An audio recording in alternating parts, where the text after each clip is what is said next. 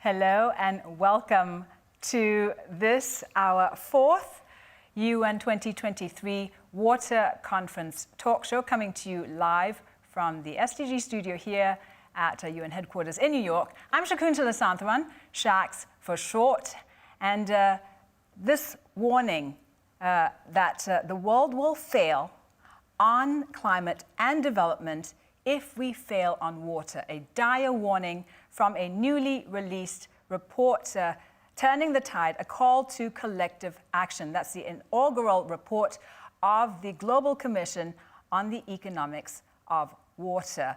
And we're going to be focusing on that report in this show and how we can turn the tide in the right direction. It's a collective call to action to different countries to manage the global water cycle for the global common good. The report minces no words. It says that a just and sustainable future of water is achievable, but we must act now and act together. Otherwise, no one, nowhere will be spared. You can find out more about the report at this link, turningthetide.watercommission.org. It's there on the screen to help us understand the water crisis in its multiple dimensions. We have an exciting lineup of guests here in the studio today, including guests from the Global Commission. Here we have Johan Rockström, who is a co-chair of the Global Commission and a world-leading climate scientist and water expert. He's the director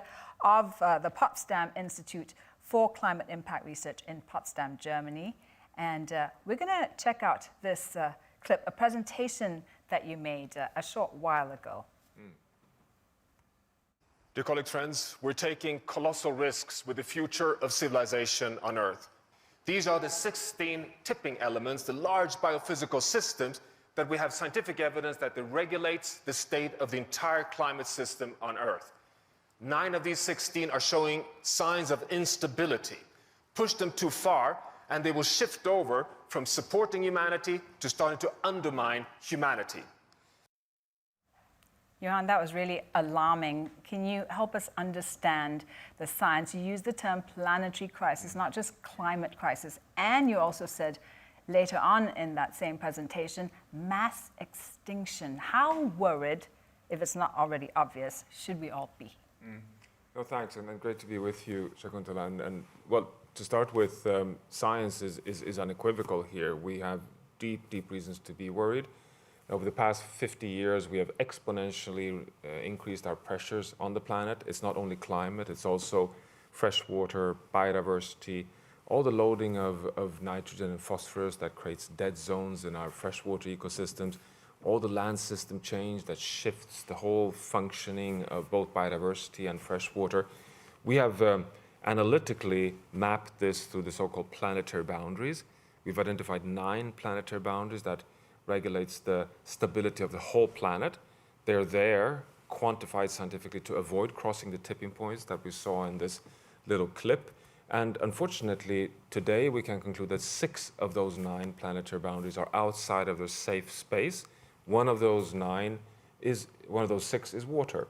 So we're simply pushing the pressures on those systems that regulates the livability on Earth far outside the range that we scientifically know keeps the Earth system, the planet, not only in a state that supports us humans, but also in a state that keeps the whole planet stable. And what we also know today is that fresh water is behind all of these. You know, fresh water determines the amount of biomass, which in terms the amount of carbon that is sequestered in nature. Fresh water is one of the greenhouse gases. Fresh water is behind all the food and all the health and all the species on Earth. So if you want to have, a healthy planet, you need to have a healthy hydrological cycle. You talked about the hydrological cycle. We are changing that cycle with what we're doing here on planet Earth. So what does that mean for rainfall? Well, this is one of the, I would argue, personally, I find that to be one of the most challenging insights we have today, that for the first time in human history on Earth, we must recognize that we're changing the very source of fresh water. We're changing rainfall, changing precipitation. So we are pushing the whole water cycle out of balance. Why is this happening? Well, to begin with, it's global warming. With more global warming, we load more energy in the whole planetary system. We actually cause more extreme events, more droughts, floods, heat waves that evaporates water. We're causing more droughts. But also, what happens is that when we have deforestation, we lose the green water flow. So we tend to, in water policy, focus only on the blue water, which is the liquid water in rivers, groundwater, lakes, what we use to store in dams. But the green water, which is 2/3 of all the water, fresh water on planet Earth, is the water in the soil, is the water that is taken up by roots, sucked up in trees and plants, and that powers the whole photosynthesis and therefore actually powers all life on Earth.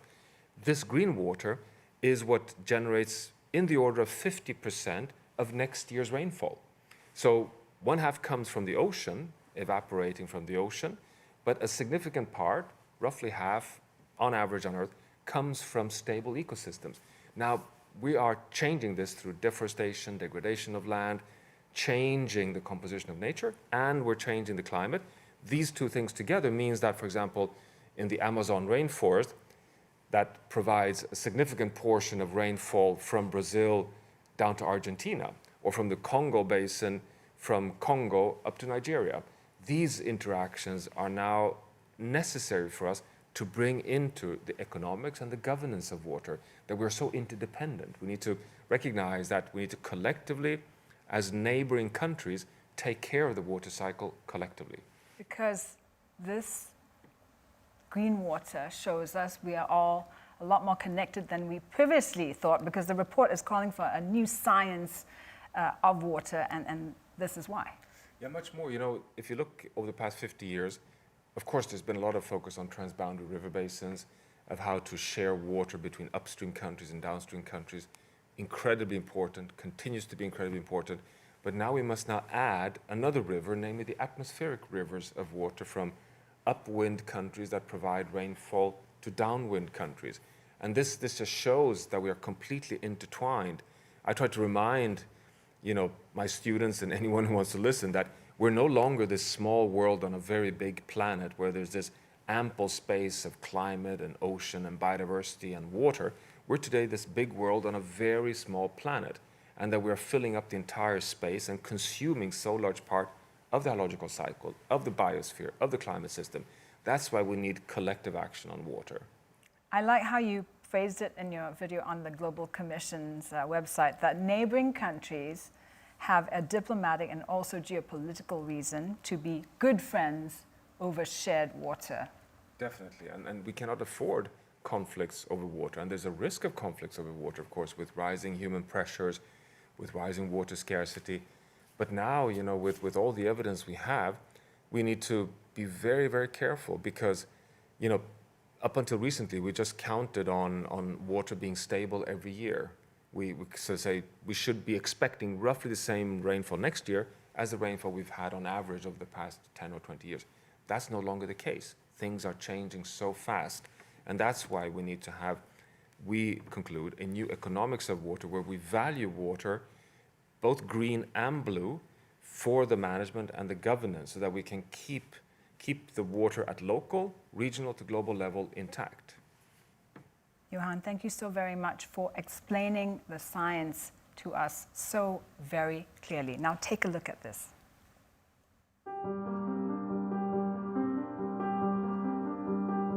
Strength lies in diversity.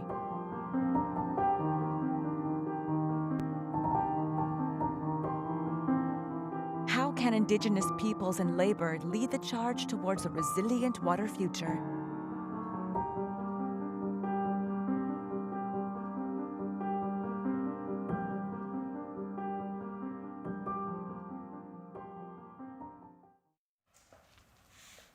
Right, now we'll look at how to turn the tide on the water crisis through collective action from the perspective of labor and Indigenous peoples. To help us out, we are joined by Maria Fernanda Espinosa, who is a commissioner of the Global Commission and former president of the UN General Assembly.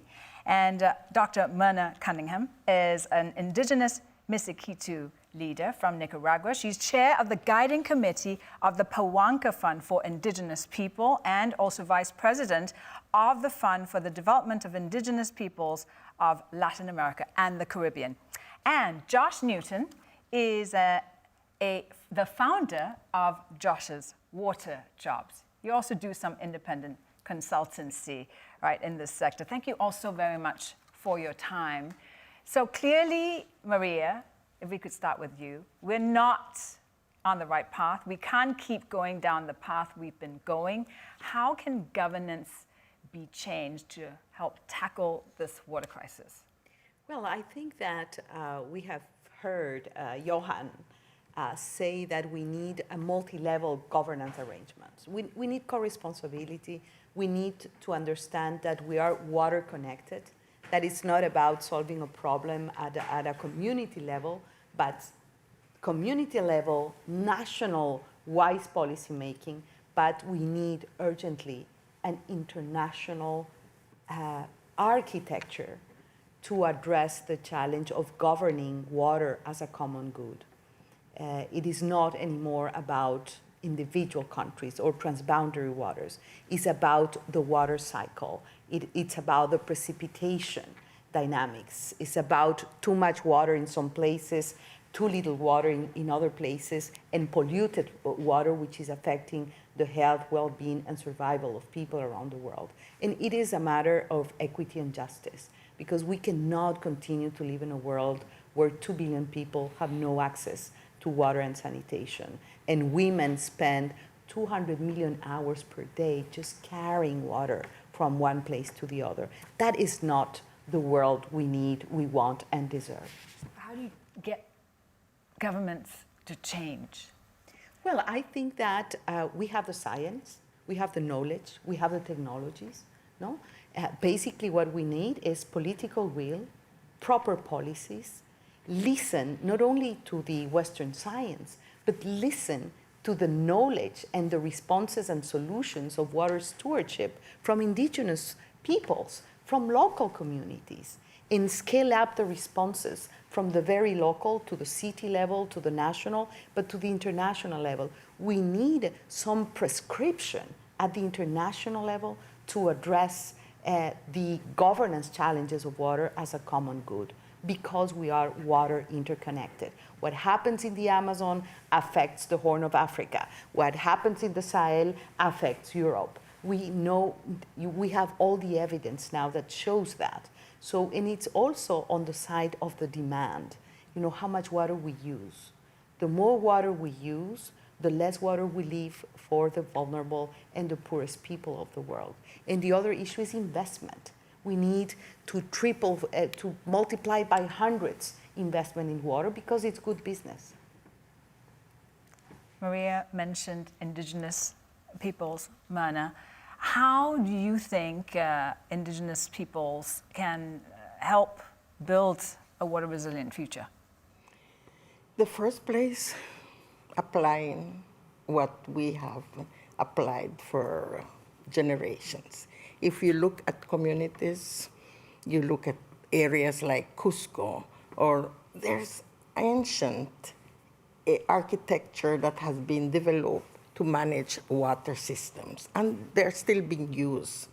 If we look at communities, for example, communities in Ecuador, 20 years ago, they knew that deforestation was affecting their communities, and they began to plant in their watersheds. Now they have more watersheds and they have clean water.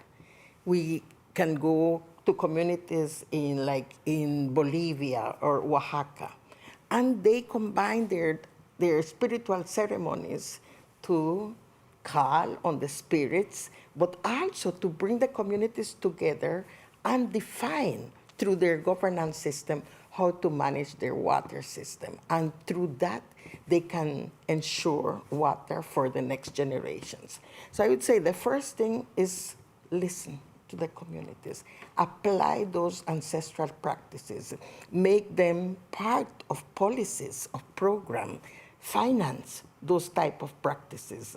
So you can upscale things that communities have been doing at the local level at the national level, and of course at the international level. That's the way in which we believe we can contribute to a good governance system of water.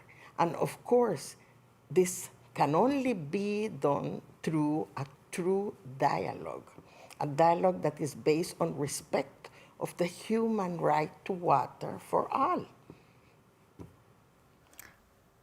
That was wonderful, hearing about some of the traditional practices that are eco-friendly and that we now need to look back towards, because our modern ways are not helping the planet. And Josh, you focus your work on the labor force as well. How can the labor force, play its role here in moving this in the right direction? Well, I'd say it's a limiting factor, because if we do all the things that Maria suggested, there isn't the workforce in place actually to carry all of that out. There's not enough talent, young professionals coming into the water and sanitation space to actually carry out the initiatives that are planned. And it's different in different parts of the world. In Global North, the baby boomers are about to retire, and in the US, it's cited that we'll need 1.4 million more people working in the water sector in the next decade because of the amount of people retiring, but without the backfill. In the Global South, just to achieve SDG 6, there's not the capacitated workforce available to actually implement the goals. So it's more now focusing on how do we attract talent, how do we educate and train, how do we ensure good jobs, how do we retain a workforce, and then mostly it's how do we diversify the workforce. How do we get more women involved in the workforce? It's only 17% of the workforce is female worldwide. It's a huge untapped source of talent. And then indigenous, and in other parts of the world, how do we get more people involved, young people passionate about the issue, involved in working towards these issues? And it is an all-of-society approach that we need to tackle this. And you need labor to be talking to education and the water profession and governments and public sectors. It's all so linked, and that's why I think the Commission actually can play a great role in that kind of dialogue that also you, Myrna, mentioned, to move this discussion forward. So how do you see the Commission helping facilitate this dialogue, Maria? Well, we have produced and launched yesterday our first report, Turning the Tide.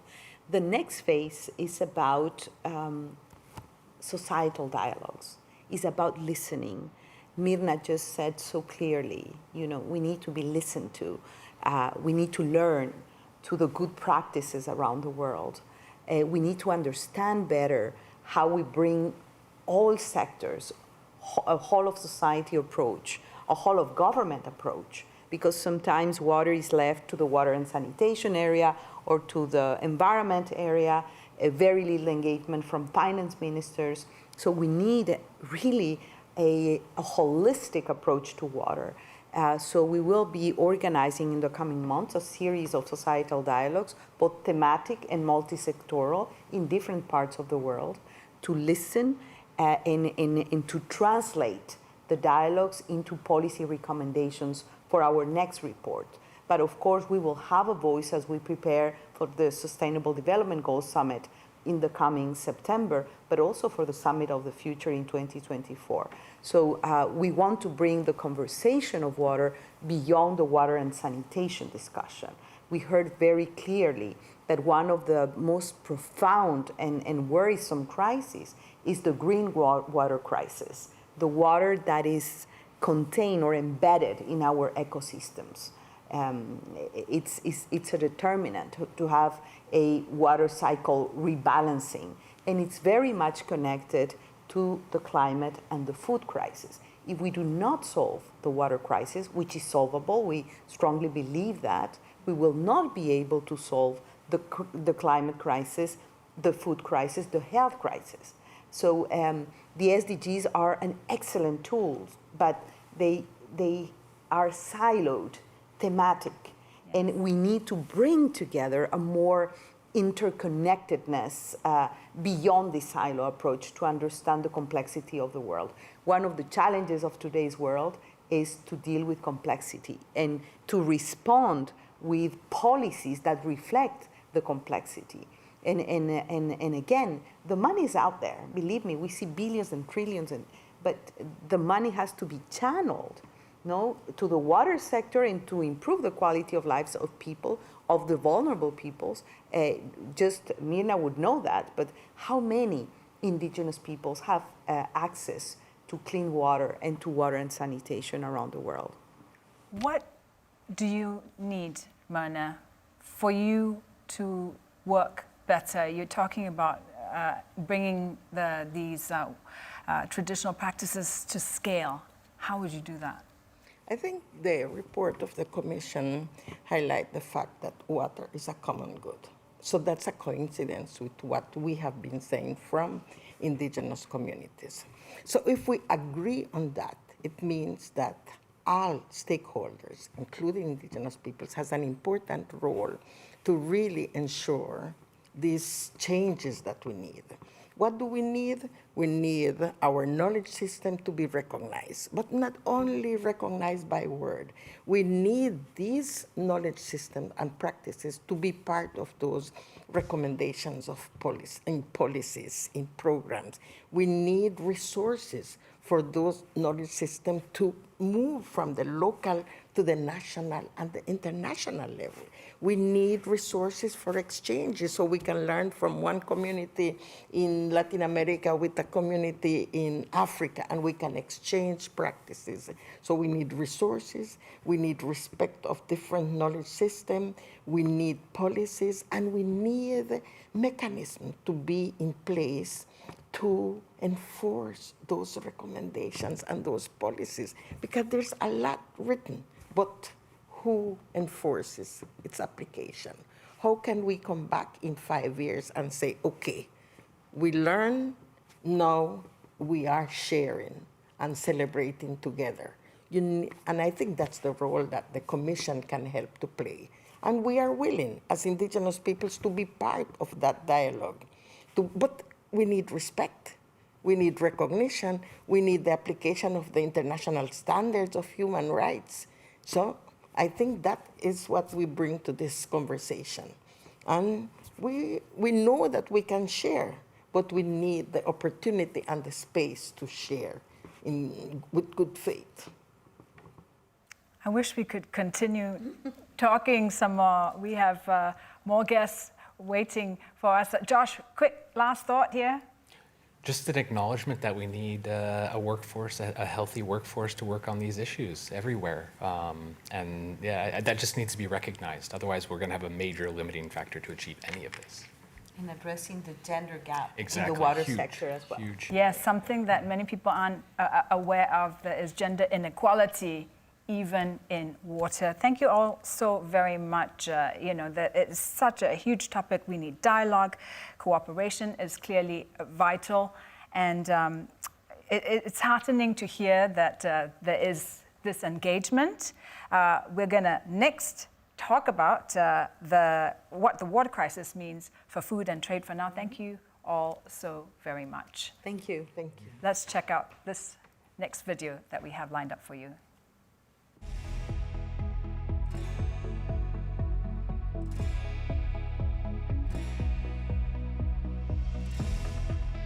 Towards a resilient water future, how can food and trade be part of the solution?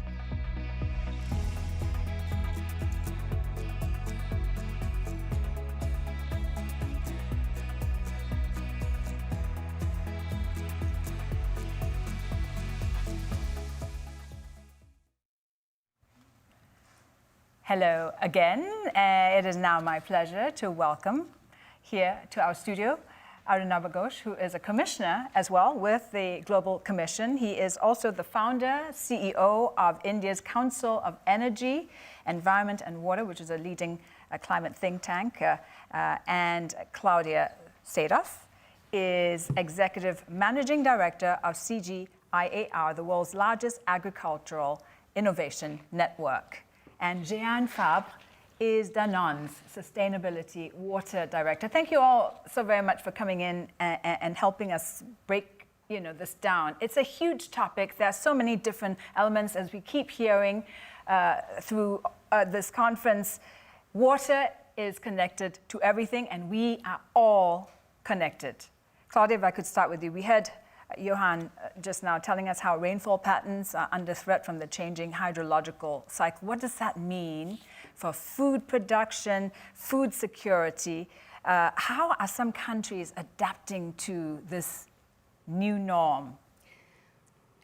Well, rainfall is really the primary way in which most people will experience climate change.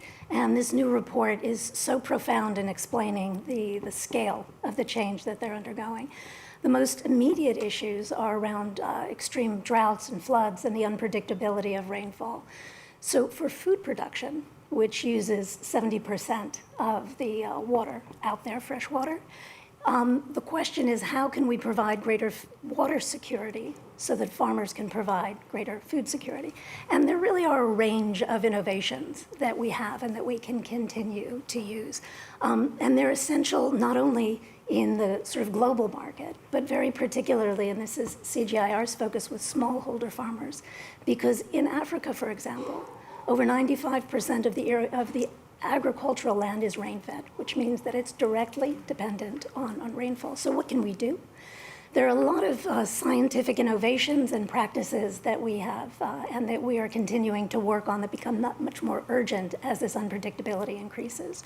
So first, we have all forms of information and warning, forecasting systems, and the opportunity to provide advisories, what to plant, when to irrigate, when to harvest. And these advisories, even within one season, even over the radio, have been shown to increase productivity and livelihoods by 20, 30%. Very powerful.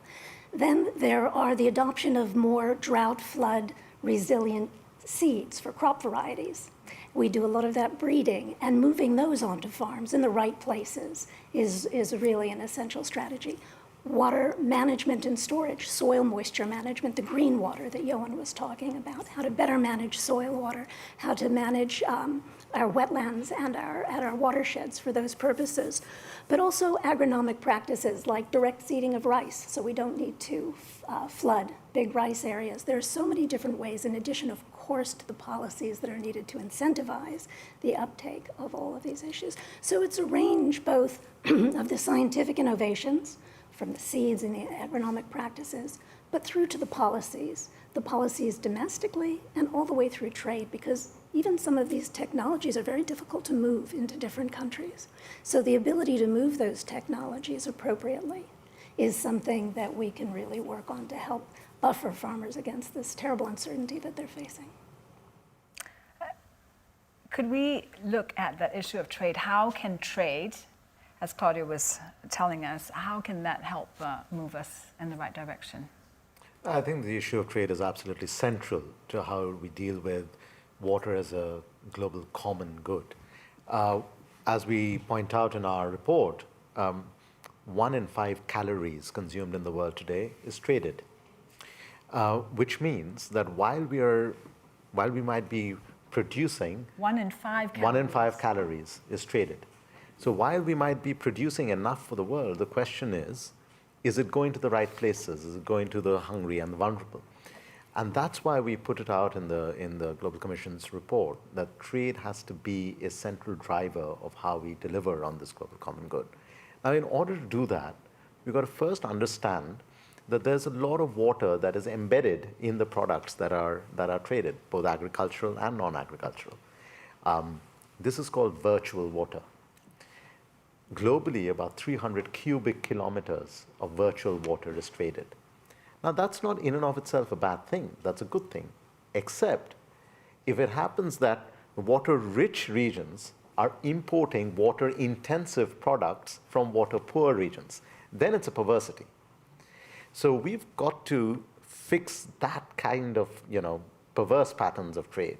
We're going to make sure that whether it is agricultural products or it's non-agricultural products, the clothes that we are wearing, what is their water footprint?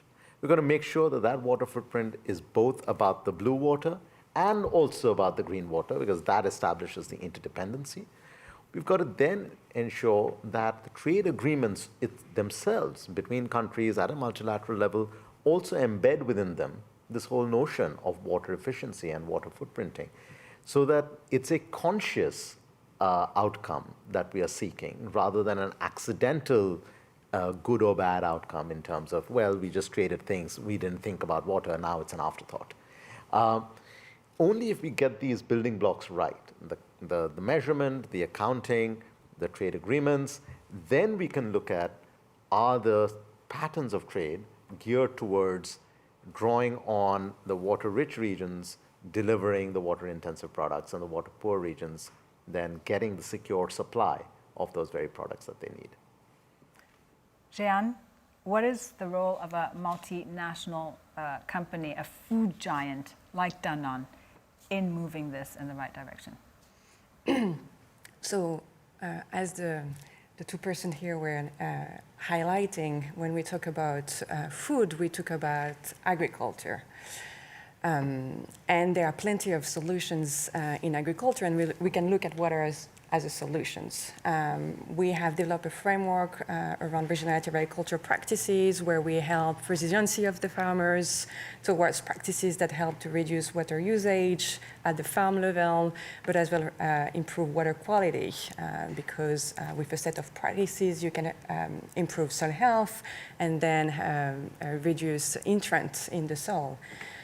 So that's one of the things we can do, but what is highlighting into this report is that we are shifting completely the way we look at water. A company like Danone, we were looking a lot about blue water, so how you actually protect watersheds, but now with this all green water perspective, we are shifting from a very localized approach to a global approach. Then it's completely redefining collaborations that needs to be developed, radical collaborations between private companies, but as well public sectors, civil societies, communities, and how we all are going to be in capacity to adapt, either locally, but as well globally. And we are ready to do that based on pre-competitivity, so working with other companies that might be competitors in some case, and as well working by sharing data, knowledge. We have data, we have knowledge, we can share, because I think what this report is highlighting as well, it's everything is based on science. It's only if you have good science base that you're in capacity to tailor the right interventions. So, and I guess we all have part of the science locally, and so if we are in capacity to share it, we can accelerate interventions and tailor them to the different ecosystems that will be threatened by climate change and socioeconomic development in different ways in the years to come. We talked about even working with your competition, right? Because we need collaboration now more than ever. What do you want from the Commission? How can they help you with your work at CGIAR? Well, I think the Commission is so important, and let me express my gratitude to the Commissioners and all those who have supported this. It was very interesting in a session of the Commissioners yesterday here at the UN Water Conference. They spoke about the fact that the economics and the science are very well known, but the politics aren't. The politics aren't moving. We can all see where we're headed, and yet there isn't the movement we'd like. We used to almost joke about the fact that in the World Economic Forum risk rankings, water was always huge, but medium term. So what's really exciting about this report is that it's made it very clear that the water cycle is being affected today. And I can't say from a water perspective just how profound that scientific evidence is. So it's this movement and this recognition that it's sort of an all-hands effort, right? We know that water has always been water supply, sanitation, environment, agriculture, et cetera. Bringing in the trade angle, I think, is extremely important. And if you combine that with the results that we heard in this new report, the idea that changing land use patterns in very profound ways can change the water cycle, even as we look toward virtual water trade, which is such an important way of moving the unequal shares of water across the world efficiently from country to country. If we do want to move toward a world where there's more specialized production in water-rich regions, that could mean very significant land use changes. We have to think up a level again then, how might that affect the water cycle as well? So the level of questions and the reach beyond the water sector and the political and financial support to continue to do the science. We do have so many scientific innovations, but we've never quite scaled up to this global space as effectively as the council, as the commission is pushing us to go. I think that that is very profound.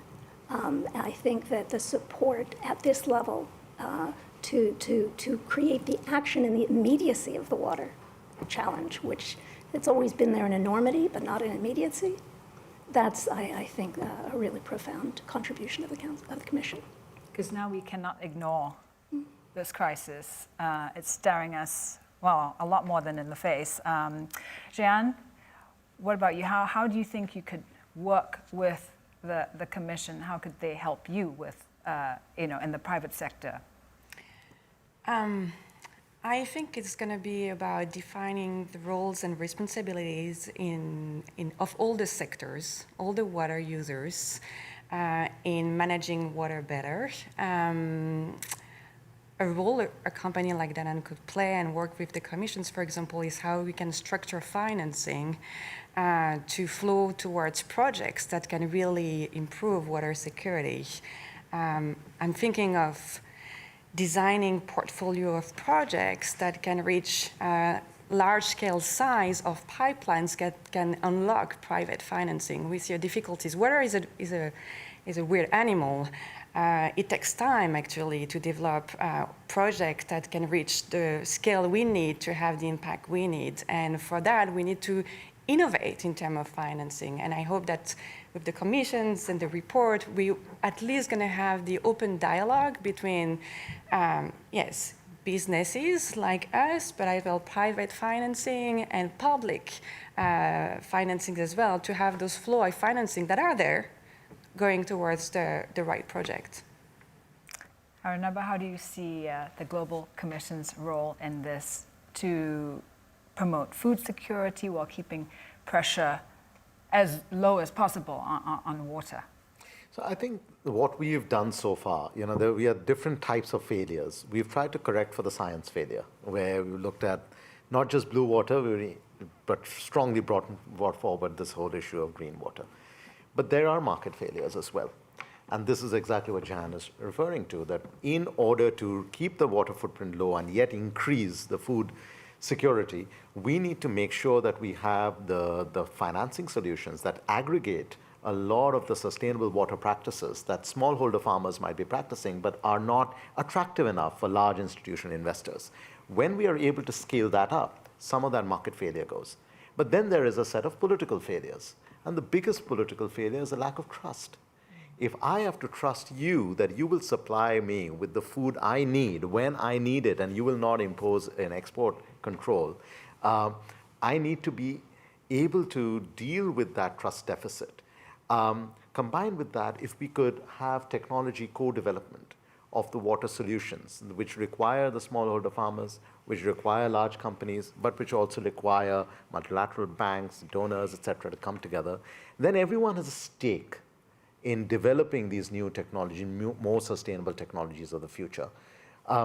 So dealing with the science failures, the market failures, and the political failures is the kind of theory of change that we will need to execute in the near term and not leave it to the medium term. Thank you all so very much indeed. Again, as with our former panel, I wish we could continue talking. There's so much more to discuss, but thank you for wrapping that up for us. We need dialogue. We've heard that many times. And we need financing and the political will to scale already existing solutions and bring it to those who need it the most. Thank you all very much indeed for your time with us. And we're going to move on to our last segment of this discussion right after this.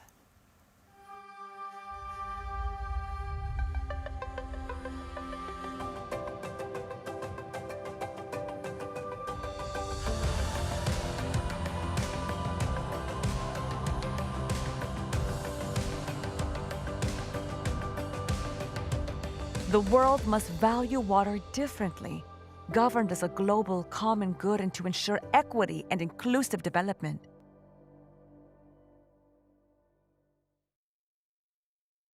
Hi there. Welcome back to our discussion on the Global Commission's new report that's just been released. Here with us now in the studio to help us wrap up this discussion, if it's possible to wrap it up. We're really just beginning it. We have Mariana Mazzucato, who is co-chair of the Global Commission and professor in the Economics of Innovation and Public Value at University College London. And also Dr. Ngozi Okonjo-Iweala, who is also co-chair of the Commission and Director General of the World Trade Organization. And also at the table with us is Yvonne Aki-Sawyer, who's Commissioner of the Commission and former Mayor of the city of Freetown in Sierra Leone. Thank you all, ladies, so very much for being part of the Commission and for being here with us. If we could start with you, please, Mariana. So the Commission has a 7-point call to collective action. How much progress do you believe is really possible in this current decade? I think there's lots that's possible, but only if we admit why we have failed, where the bottlenecks have been. And the area that I think that we have been strongest on is saying that it's not by chance, it's not a coincidence that we're failing. It's not a coincidence that, as Greta Thunberg tells us, we keep blah, blah, blahing. We have the wrong framing. We have thought that we could just fill the gaps, correct some market failures here and there, and then solve the Sustainable Development Goals. And we're about to have the SDG Summit. And water is at the center of every single one of the SDGs. And we talk about the need to change the economic framing away from market fixing towards actively shaping and creating a new economy, one that's inclusive and sustainable. And there's no better area than water to do that. Why? Because water, first of all, it cuts across the entire economy. There's no sector that doesn't use water. It cuts across production, distribution, and consumption. But we need a systemic way to understand how to solve it. We need a collective way to actually work together. And we focus on the idea of the common good, which is different from the public good, which in economics is like one side, the government fixing the gap, filling the gap of something the private sector is not doing, whereas the common good focuses on the opportunity for co-investing, innovating together, but that means really taking care that along the way, the process is done with equity at the center. So the idea of just water partnerships means that we shouldn't just blah, blah about public and private working together. They need to work together in an inclusive way. And that's why there should be conditional finance. We need to make sure, for example, that development banks, when they're providing loans to sectors, those sectors commit to actually reducing the inefficient use of water. There are so many leakages in the system. We're not actually recycling wastewater. 80% of wastewater goes wasted. It's not getting recycled. And that's not going to change just by talking about it in a commission. It has to change at the center of the new contracts, a social contract between all the different partners. So I think the coolest thing that we've done is to say that's not going to happen without new economic thinking. And the 7 points across them is this idea of systemic and collective action, market shaping, not market fixing, and the common good at the center of the how. Dr. Ngozi, how has the report been received so far? It's got these actual steps that can be taken. How's it been received, being received, and how do you get more people on board? Well, thank you. It's early days yet, but what we've seen so far is that really it seems to be resonating with a lot of people. And I would say that at this conference here, it's been very well received. And I think it's been well received because it's responding, not just talking about problems and challenges, but actually proffering solutions, pointing out where we can get things to be better, to be reshaped. And so just for instance, the issue of the economics of water. We know we've mismanaged water. We know that by 2030, if we don't start fixing things, we'll be 40% short of freshwater supplies. So we put out all these facts, but what are the solutions that we begin to look at? So we talked about this new economics, and we've pointed out that there need not be a trade-off between efficiency and equity. Most people are worried that water is a resource everybody needs. So if you talk about valuing water or pricing water, they are worried that poor people won't get access. What we're trying to point out is that indeed for poor people to get access, we must use water more efficiently so there's enough for everyone. So we shouldn't really worry about this trade-off. We should be talking about both efficient use and equitable access for all. And I know as a young girl in the village in Nigeria, having to walk miles to fetch water, how precious this resource is. So we must have both. So efficiency actually means equity. It leads to equity. Absolutely, absolutely. We cannot have one without the other. Without the other. Yvonne, what would you say to someone who feels the report and the recommendations are too ambitious? I'll say we're running out of time. We've run out of time, and ambition is what we need right now. We actually said about this with an appreciation that by 2050, if change doesn't happen and change doesn't get built in now, we will be so locked into the irreparable damage. As others have said, and as we all know, the 17 SDGs are underpinned by water. There's no solution for poverty, for food security, for energy without water, all of them. So we don't have the luxury of thinking that what we're proposing is too ambitious. I think the way the report has been set out, it gives a pathway. And what we need now is, Dr. Ngozi was saying just a little while ago, is we need to make sure the policy makers are really getting this. We need to internalize this. We've been talking about climate change, and even that discussion is not moving into the implementation as fast as it needs to. But the situation with water is so foundational and fundamental that even our actions, climate change is moving the environment. It's actually impacting, as you've just come up on the screen, as if by magic. It's moving the environment in a direction which is making our water crisis more severe. It's a vicious cycle, and the water is at the heart of it. So no, I don't think it's too ambitious. And I feel for those who are thinking that they need to look again at what the science is saying and realize that, as has been said, this is not a trade-off between equity and efficiency. This is something that if we don't do now, next year without action is already helping us to get to a point where it's going to be too late. I don't want to sound, kind of, well, I do want to sound, I do, not apocalyptic, that's why I was hesitating. I want to sound as we all should, as if this is an urgent crisis that needs to be addressed now, from the local to the national, to the regional, to the global. We've all got a part to play across all sectors. Because it affects us all. It affects everyone. Yeah, we can't run away from it anymore. Dr. Ngozi, what is your ask going forward in this discussion, conversation that's just beginning from this conference? My ask is simply that we've got to, our policymakers, our leaders in the world have to realize that time is running out. So I'd like them to do that, because that would lead them to really empower the kind of change in governance that we're looking for.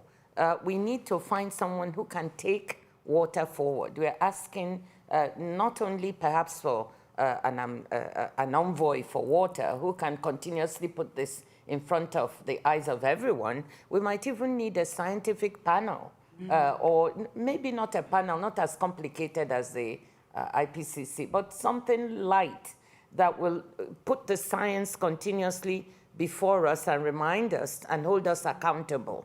And then we need people to focus on this new economics, to accept that we have to value water properly if we are going to have enough of it. So those are three asks that I have. Let's value water. Let's also, and I want to really stress this, we've got about $700 billion in subsidies, both agricultural and water subsidies, some of which are distortive, meaning they are not really helping. They're leading to overconsumption of water and overuse. Maybe we can redirect them, especially to help provide poor people with access, to make that equity, the investments that are needed to make equity work. So why should we have subsidies going the wrong way? Let's have these subsidies going the right way. And Yvonne? your asks here. I wish we could continue, but we have to wrap up our conversation. What are your asks? The challenge with water now, too much water, flooding, too little water, droughts, too dirty water in so many parts of the world, particularly in the areas that I come from. We have millions of people dying from contaminated water consumption. We're expecting 1.4 billion more potentially from food insecurity. My ask is the same as Dr. Ngozi's. We need the urgency of this to be amplified, and we need practical actions. We need space at local levels. As a mayor of a city, I'm very, very aware that one of the challenges we often have in local government is the lack of clarity about mandates and the overlaps, which mean that things fall through the cracks. The people are at the heart of this, and millions of people are suffering already today in many parts of the world who aren't responsible for the crisis that we have now in the water cycle globally. This impact on precipitation, which means for the first time, we're seeing freshwater sources actually being negatively impacted by human action. My ask is that we wake up and act now. Mariana? Well, there's an SDG summit in September. Water should be at the center of that because of everything we've just said. Water is at the center of the Sustainable Development Goals. I remember, Yvonne, at our first commission meeting, you told us all that as mayor, you witnessed the fact that many, young women get raped on their way to fetch water. So gender parity, SDG 5, is related to water. All of them are. But so what does that mean for the SDG summit in September? I think that's important. Dr. Ngozi talked about the need for a UN water envoy. That's one of our recommendations. But also the modeling that we've offered, I think, is quite radical. So one of the co-chairs is Johan Rockström from the Potsdam Institute, and he's really shown us through really rigorous modeling that deforestation on one continent is actually causing droughts in another. Overly intense crop irrigation in one part of the world is causing flooding in another. So that kind of systemic nature of the problem requires systemic and collective action, and that again is where we're trying to also bring the tools for that at the center of the contracts between all these different actors. So the conditionalities, the new forms of partnerships, the new ways to think of property rights. We haven't talked about that yet, but the governance of this means that ownership structures need to be much more collective if we're interested in equity and inclusive outcomes.